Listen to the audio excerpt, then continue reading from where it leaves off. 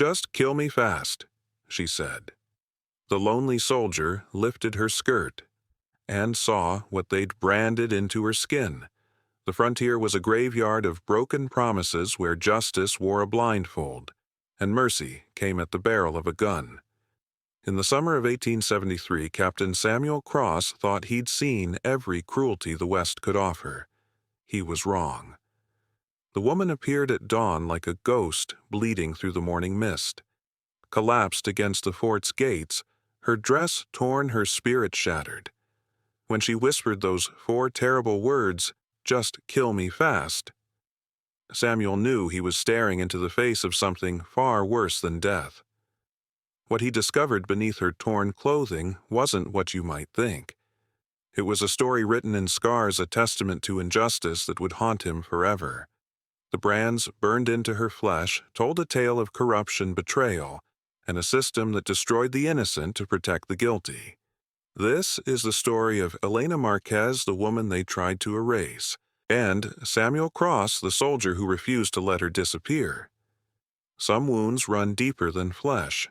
Some scars tell stories the world doesn't want to hear. What do you think drives someone to beg for death? Share your thoughts in the comments below. The sun was a bloody eye opening over the Colorado Territory when Samuel Cross heard the scratching at Fort Defiance's gates. Not the confident rap of a courier or the desperate hammering of settlers fleeing Apache raids. This was different, weaker, the sound of fingernails against splintered wood, a dying thing trying to get in. Samuel had been awake for hours, as was his custom. Sleep had abandoned him somewhere between Gettysburg and this God-forsaken outpost, leaving him with only coffee duty and the ghosts that whispered in the pre-dawn dark. He pulled on his boots, the leather worn soft by 3 years of frontier service, and stepped into the morning chill. "Corporal Hayes," his voice cut through the silence like a saber. "Sir," Hayes emerged from the guardhouse, rifle in hand, young, face alert. "You hear that?" The scratching came again. Weaker now. They approached the gate together, weapons ready. The frontier had taught them that mercy was often a luxury they couldn't afford. Samuel lifted the heavy bar, his weathered hands steady despite the tremor that lived in his chest, a souvenir from Shiloh that the doctors said would never leave. The gate swung open. She fell forward like a broken bird, catching herself on hands and knees. Her dress, once blue calico, was now the color of dried blood and desert dust. Dark hair fell in tangled curtains around a face that might have been beautiful before the world had tried to break it. "Please," she whispered, her voice the sound of autumn leaves crumbling. "Just kill me fast." The words hit Samuel like a physical blow. He'd heard dying men beg for mercy, but this was different. This wasn't the plea of someone facing death. It was the prayer of someone who'd found living unbearable. Hayes started forward, but Samuel raised a hand, stopping him. Something in the woman's posture, the way she held herself despite her obvious pain, told him she was dangerous in ways that had nothing to do with weapons. She was dangerous because she was broken, and broken things, Samuel knew, could cut deeper than any blade. "Ma'am." Samuel knelt slowly, keeping his movements deliberate, non-threatening. "What's your name?" She looked up then, and Samuel felt his breath catch. Her eyes were dark as midnight water, holding depths of pain he recognized. He'd seen those eyes in his own mirror every morning for 2 years.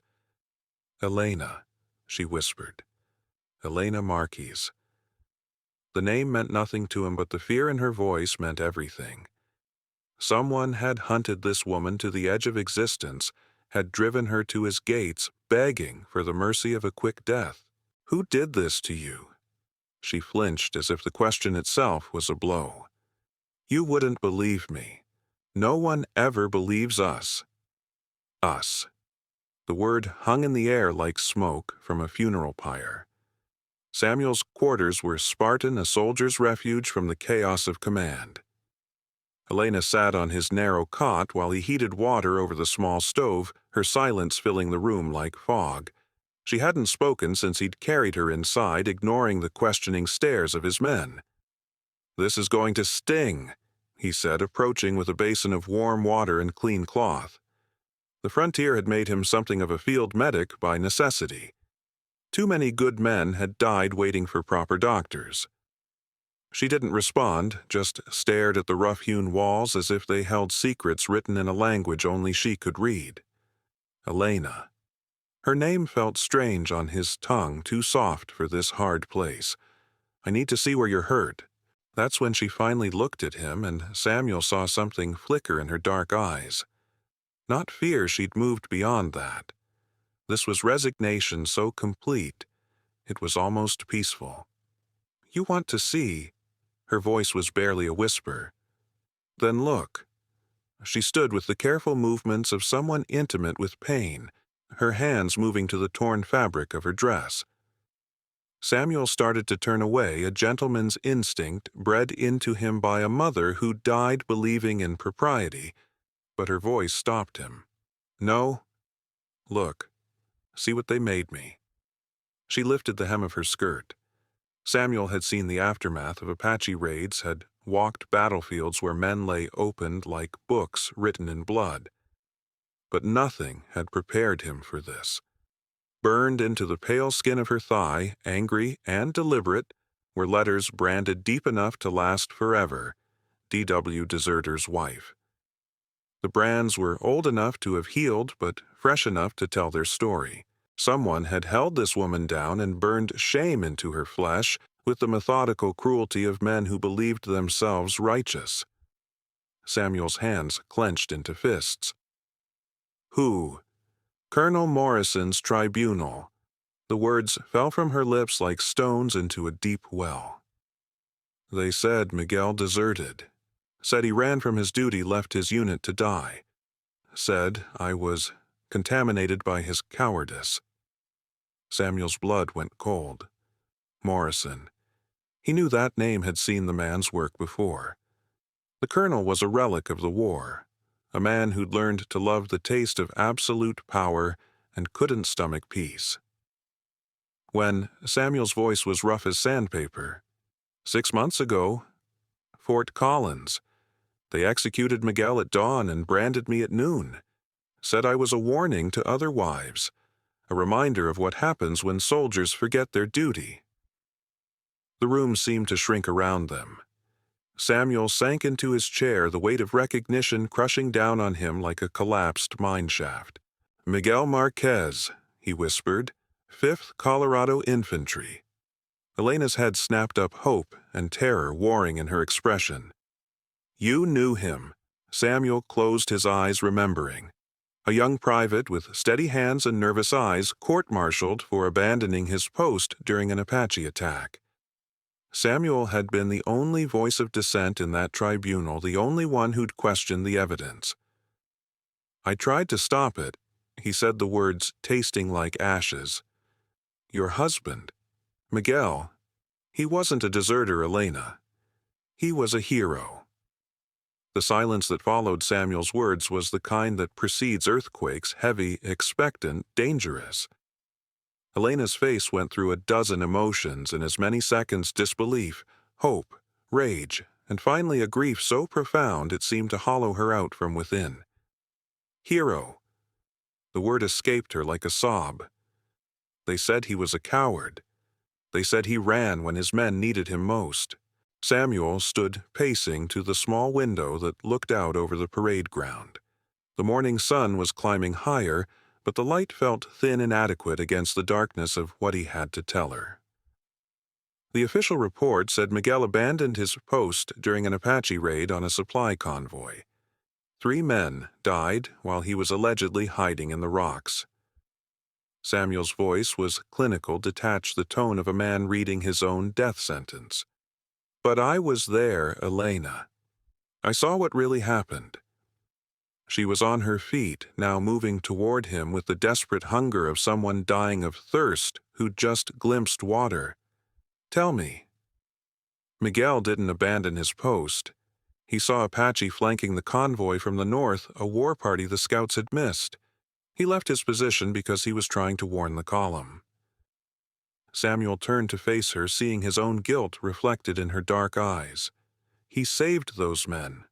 All of them. And Morrison had him shot for it. The sound Elena made wasn't quite human part, keen part, roar part, the death rattle of hope finally being strangled. She collapsed back onto the cot, her body folding in on itself like a house of cards in a windstorm. Why? The word was barely audible. Why didn't you speak up? Why didn't you stop them? I tried. The admission tasted like blood in his mouth.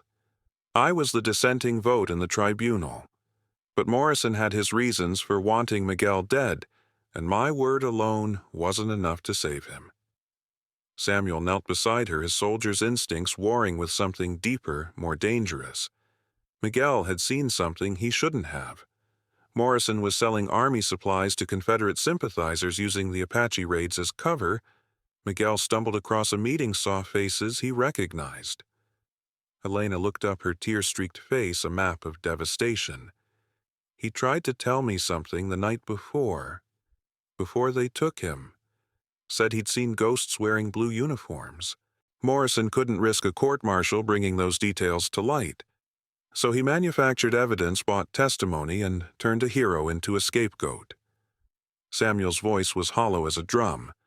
I've carried that guilt for 6 months, Elena, watching them destroy a good man and knowing I couldn't stop it. The silence stretched between them, fragile as spun glass. Outside, the fort was coming alive, the sounds of men going about their duties, unaware that in this small room, 2 broken souls were excavating the ruins of their shared failure. They branded me, Elena whispered finally. Made me an example.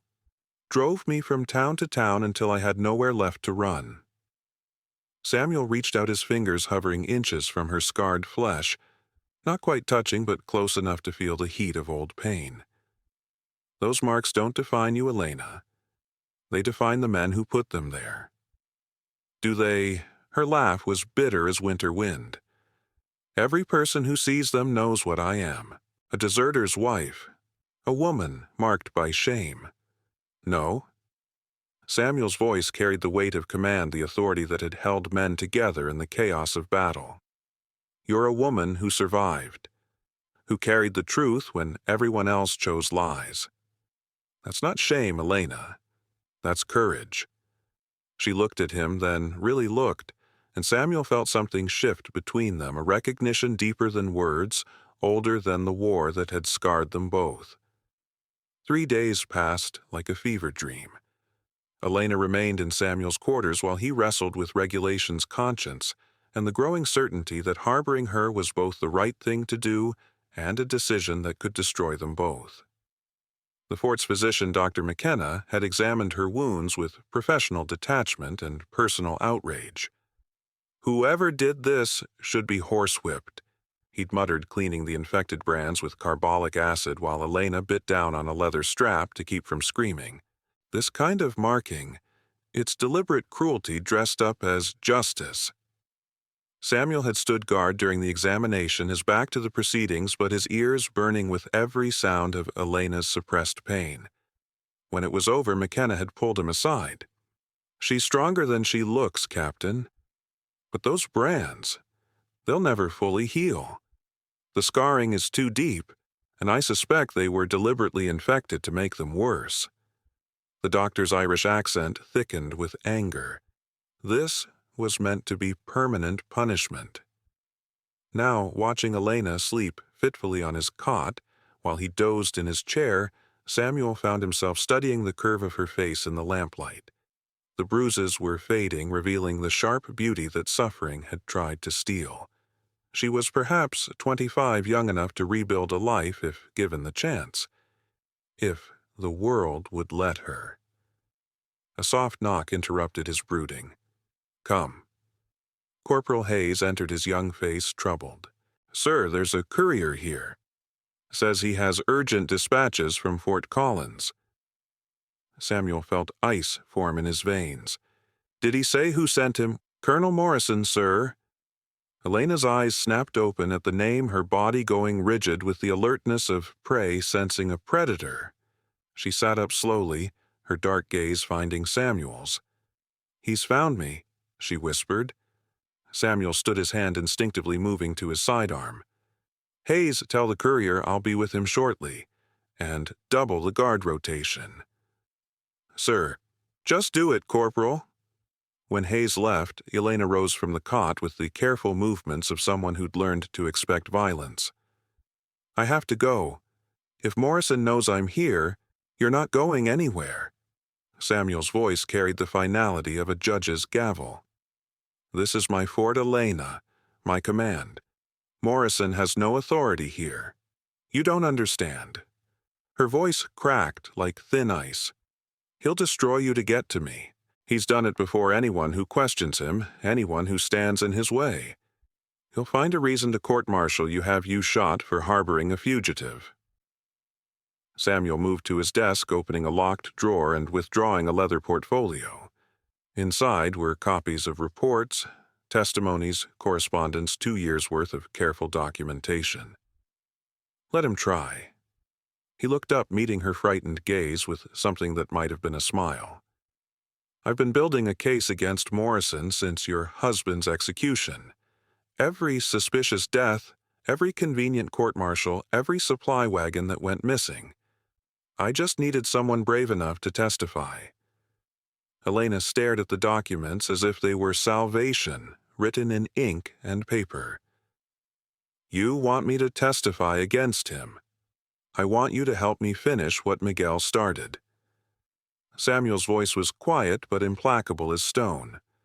"Your husband died trying to expose Morrison's corruption. Maybe together we can make sure he didn't die for nothing." Outside, the courier was waiting with Morrison's demands. But inside this small room, 2 damaged souls were forging something stronger than either had possessed alone. A weapon made of truth.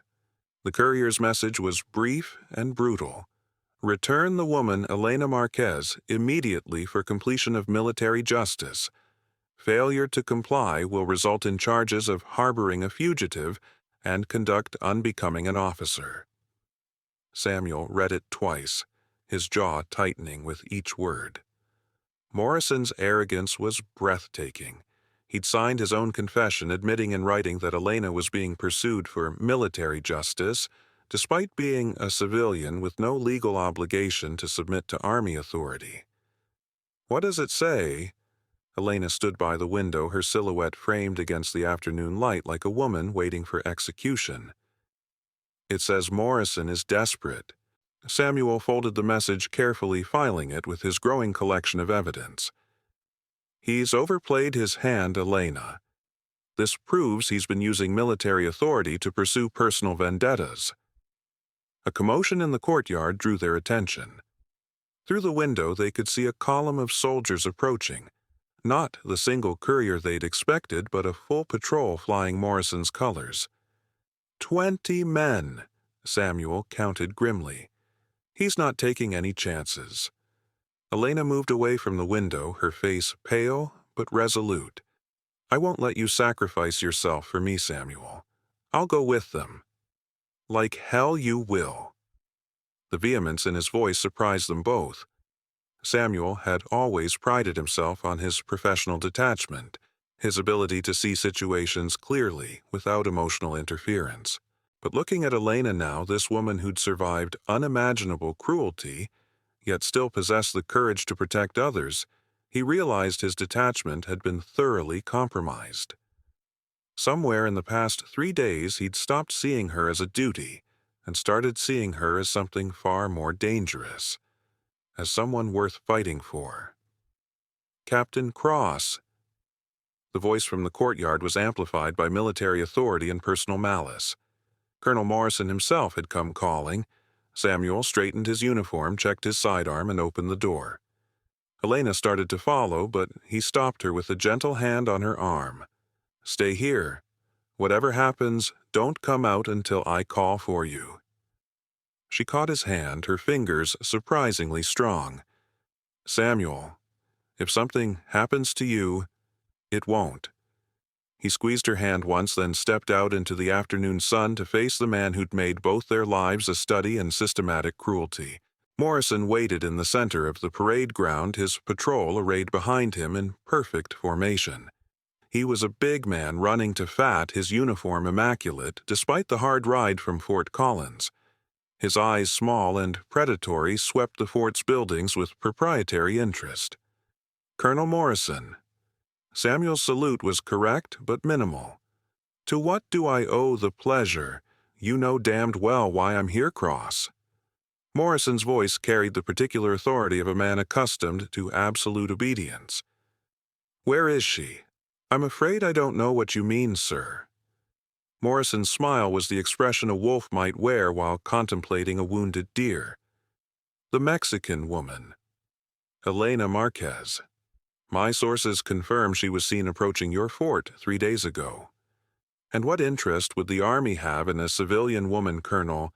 She's a fugitive from military justice, a branded deserter's wife who's violated the terms of her punishment by leaving the territory." Morrison took a step closer, his voice dropping to a dangerous whisper. "I'm ordering you to surrender her immediately." Samuel felt the familiar calm that had served him in a dozen battles settling over him like armor. "I'm afraid I can't do that, sir." "Can't or won't? Both." Samuel's voice carried clearly across the courtyard, ensuring every soldier present could hear. "Elena Marquez is under the protection of this fort. She'll remain so until proper civilian authorities can review her case." Morrison's face flushed purple. "You're defying a direct order from a superior officer." "I'm upholding military law, sir. The Army has no authority to brand civilian women or pursue them across territorial boundaries for alleged crimes committed by their deceased husbands." The silence that followed was electric. Morrison's patrol was listening now, their formation subtly shifting as doubt crept into their certainty. "Captain Cross." Morrison's voice was silk over steel. "You're relieved of command." Sergeant Williams, one of Morrison's men, stepped forward. "Sir, place Captain Cross under arrest for insubordination and harboring a fugitive." But before Williams could move, Elena emerged from Samuel's quarters. She walked with her head high, no longer the broken woman who'd crawled to his gates. The past 3 days had given her something Morrison's brands couldn't touch. Her voice. "I'm Elena Marquez," she announced clearly, "and I have something to say." Elena walked across the parade ground like a woman ascending a scaffold, each step deliberate, unflinching, final. The afternoon sun caught the silver threads in her dark hair, transforming her from victim to avenging angel. Samuel watched his heart hammering against his ribs as she moved toward the confrontation that would either save them both or destroy them utterly. Morrison's face cycled through several shades of rage before settling on a mottled purple that suggested an imminent apoplectic fit. His small eyes darted from Elena to Samuel to the growing circle of soldiers whose loyalties were suddenly dangerously uncertain. "Sergeant Williams." Morrison's voice cracked like a whip. "Arrest that woman immediately." But Williams hesitated, his weathered face troubled by something deeper than military protocol. He'd been a soldier long enough to recognize the difference between lawful orders and personal vendettas, and this felt increasingly like the latter. "Colonel Morrison." Elena's voice carried across the courtyard with surprising strength, each word precisely enunciated. "I believe you have something that belongs to me." Morrison's laugh was the sound of breaking glass. "You have nothing I want, woman. Nothing but the punishment you've been avoiding for 6 months. Elena's smile bloomed, slowly transforming her face from broken to blazing. "I have the truth, Colonel. About Miguel. About your supply sales to Confederate sympathizers. About why you really had my husband executed." The effect on Morrison was immediate and devastating. His military bearing crumbled like a house built on sand, revealing the small, frightened man cowering beneath the uniform's borrowed authority. His hand moved unconsciously to his sidearm, a gesture that didn't go unnoticed by Samuel or the watching soldiers. "You're delusional," Morrison sputtered, but his voice lacked conviction. Battle-shocked. No one will believe the ravings of a branded deserter's wife. Maybe not. Elena conceded, her tone conversational, almost friendly. But they might believe this. She reached into her bodice and withdrew a small, leather-wrapped package. Samuel recognized it immediately. The bundle of documents he'd shown her, the evidence he'd been gathering like ammunition for 2 years. But there was something else. Something he hadn't seen before. A second packet, smaller, more personal. "Captain Cross has been very thorough in his investigation, Colonel."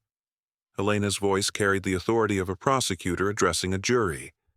"Bills of sale, witness statements, correspondence detailing your transactions with known Confederate agents. Every corrupt deal, every murdered whistleblower, every convenient court-martial that silenced inconvenient voices." She held up the second packet, her dark eyes never leaving Morrison's increasingly pale face. "But I have something even better. Miguel's final letter, the one he wrote the night before you executed him. The one where he detailed everything he saw, every face he recognized in that midnight meeting." Morrison's hand closed fully around his pistol grip. "Letters can be forged. Evidence can be manufactured. Can they—" Elena stepped forward, placing herself in the center of the circle, no longer seeking protection, but claiming her ground. "Tell me, Colonel, how many people know about the scar on Confederate Captain Bradley's left hand, the one Miguel described in detail after he witnessed your meeting in the canyon?" Morrison went white as winter bone. Bradley's scar was distinctive, a result of a saber wound at Antietam that had left his hand partially crippled. It wasn't common knowledge unless someone had seen it up close. Sergeant Williams stepped forward, his face granite hard with dawning understanding. "Colonel Morrison, sir, I think we need to hear what the lady has to say." "You'll do nothing." Morrison's voice rose to a shriek as his carefully constructed world collapsed around him. "I am your commanding officer. I order you to arrest this woman and burn those documents." But his authority was evaporating like morning mist. The soldiers were looking at him now with the expressions of men who'd suddenly realized they'd been following a monster dressed in patriotic rhetoric. Elena began to lift her skirt, revealing the angry brands on her thigh. Several soldiers gasped, their faces showing the horror of men confronting deliberate cruelty disguised as justice. The scars were worse than Samuel had described, deeper, more extensive, clearly designed to maximize both pain and permanent disfigurement. "Look," Elena's voice rang like a church bell calling the faithful to judgment. "Look at what your colonel does to innocent women. These brands don't mark me as guilty. They mark him as the true criminal." The psychological effect was devastating.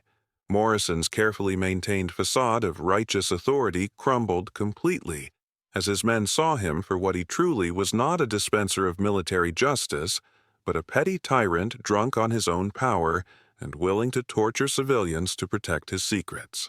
Morrison drew his pistol with the desperate speed of a cornered animal, but Samuel was faster. The captain's Colt cleared leather with the smooth efficiency of a man who'd survived too many battles to be caught unprepared. "Drop it, Colonel." The standoff stretched taut as a violin string. 20 soldiers, their loyalties fractured and their certainties shattered, watched their commanding officers face each other across a gulf that could no longer be bridged by military protocol. "You're finished, Morrison," Samuel said quietly, his voice carrying the finality of a judge's sentence. "The evidence goes to the territorial governor tomorrow. Your network of corruption, your personal reign of terror, it all ends here." Morrison's eyes darted wildly around the circle of faces, finding only condemnation where once he'd commanded automatic deference. His empire of fear was collapsing, brought down by the testimony of a woman he'd tried to erase from existence. "This isn't over," he whispered, but his voice carried no conviction, only the hollow echo of a man watching his own defeat. Elena stepped closer, her dark eyes holding his with implacable certainty. "Yes, Colonel, it is." Sergeant Williams moved forward with two other soldiers, their intentions clear. Morrison looked at his drawn pistol at the circle of hostile faces at the evidence of his crimes held in a branded woman's steady hands. He dropped the gun. 6 months later, Samuel stood in the doorway of a small courthouse in Denver, watching Elena address a territorial commission investigating military corruption. Her voice was strong, now carrying the authority of someone who'd faced the worst humanity could offer and emerged not just unbroken, but transformed into something powerful. Morrison was serving 20 years in the territorial prison. His network had unraveled, completely exposing dozens of complicit officers and fraudulent contracts worth thousands of dollars. Elena finished her testimony to respectful silence, her scarred hands steady as she gathered her papers. The brands on her thigh were still there, they always would be. But she transformed their meaning, turning symbols of shame into badges of survival, marks of courage that had helped topple a corrupt empire. As she walked toward him, Samuel felt the familiar warmth that had replaced the cold emptiness in his chest. Tonight they'd return to their small ranch, to the life they'd built from the ashes of their shared tragedy.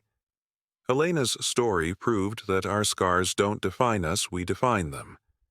Elena's journey from victim to victor shows that courage can transform even the cruelest symbols into sources of strength. If this tale of justice and redemption moved you, please hit that like button and subscribe for more stories where truth conquers tyranny. Your support helps us continue sharing tales that prove the human spirit cannot be branded into submission.